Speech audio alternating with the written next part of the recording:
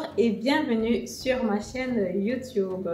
Suite à ma précédente vidéo, j'ai eu 3 remarques fondamentales qui m'ont été faites que je veux partager avec vous dans cette vidéo, et je veux aussi naturellement apporter des éléments de réponse à ces remarques-là. La remarque donc numéro 1, c'était de dire est-ce que Madel, cette vidéo-là ne serait pas là pour encourager les propriétaires tout simplement à s'enrichir sur le dos des pauvres locataires. La remarque numéro 2 était tout simplement de dire que qu'en est-il de l'encadrement des loyers ici en Allemagne, donc tout ce qui est Mietpreisbremse. Et la remarque donc numéro 3, des personnes m'ont dit qu'ils vivent dans leurs appartements pendant plusieurs années déjà, donc 3, 4, 5 ans, et ils n'ont pas encore vécu d'augmentation de loyer. Comment est-ce que ça s'expliquait? Est-ce que ces astuces-là étaient vraiment utilisables? Juste à titre de rappel, dans ma précédente vidéo, je donnais comme ça les astuces que tu peux utiliser en tant que propriétaire pour augmenter ton loyer ici en Allemagne. Je vais donc apporter des éléments de réponse à ces remarques-là. Et à la fin de la vidéo, je te dirai donc comme ça qu'est-ce que moi je fais par rapport à mes appartements pour tout ce qui est gestion locative. Je t'invite donc de rester jusqu'à la fin de la vidéo et je te retrouve donc tout de suite après le jingle. Non.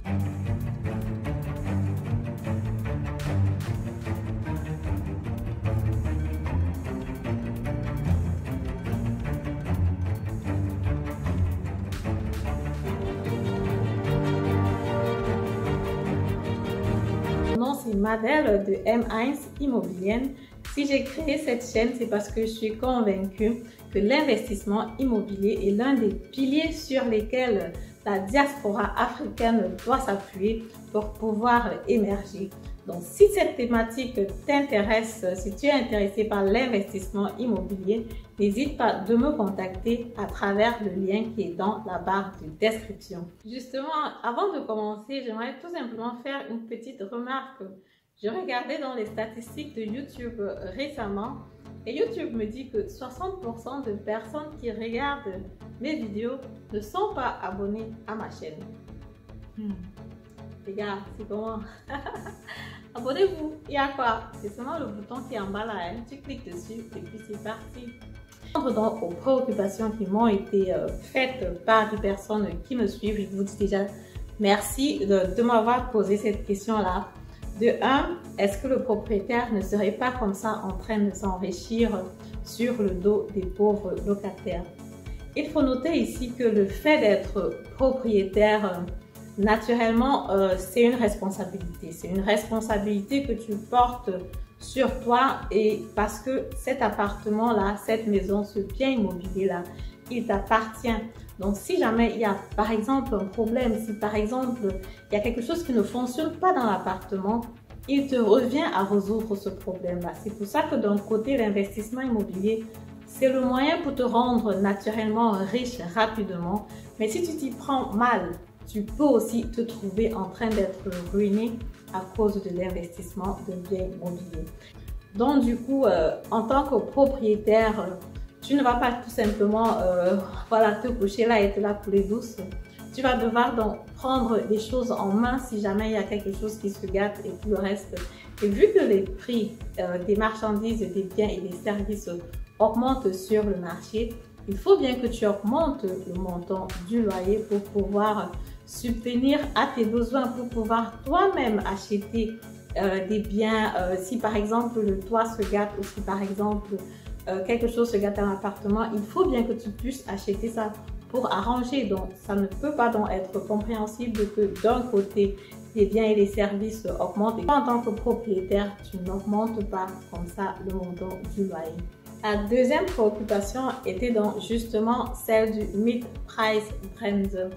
Le Mietpreisbremse, c'est tout simplement l'encadrement du loyer par l'État. Et pourquoi l'État le fait? Tout simplement pour permettre aux personnes de pouvoir payer leur loyer, parce que justement, si l'investissement immobilier est très lucratif, c'est parce que les gens auront toujours besoin des appartements, des maisons pour vivre à l'intérieur, de nécessités de base dont l'État est comme ça obligé de permettre aux personnes de vivre dans leur maison sans trop de soucis.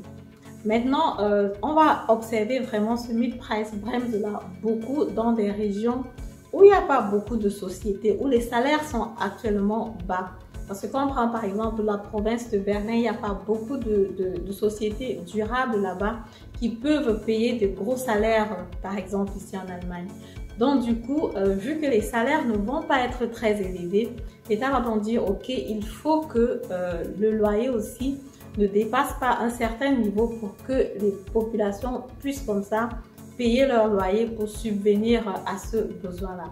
C'est pour ça justement que je dis toujours, c'est bien d'investir dans des régions où il y a de grandes sociétés, où il y a de fortes sociétés qui sont implantées et qui ont la possibilité de payer des gros salaires aux personnes parce que ces personnes-là vont pouvoir comme ça payer le loyer sans problème.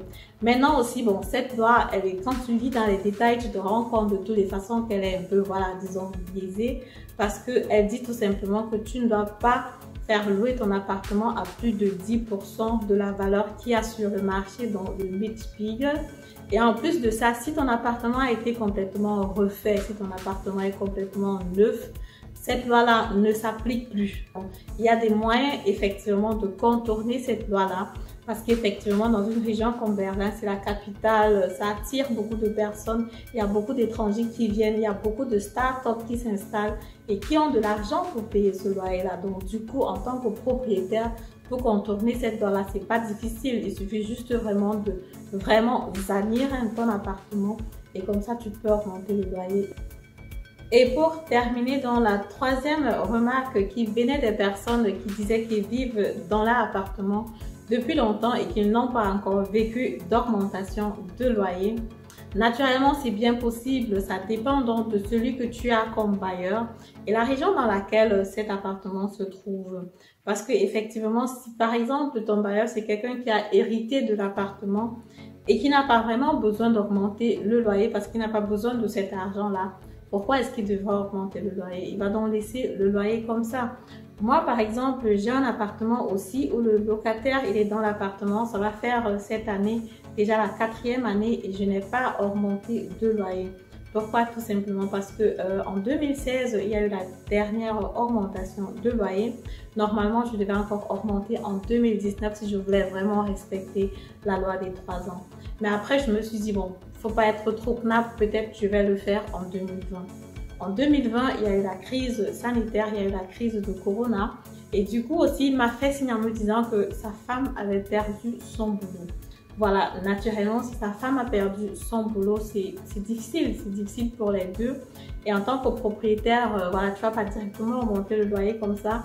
Et aussi, il faut noter que c'est un locataire qui prend vraiment bien soin de l'appartement.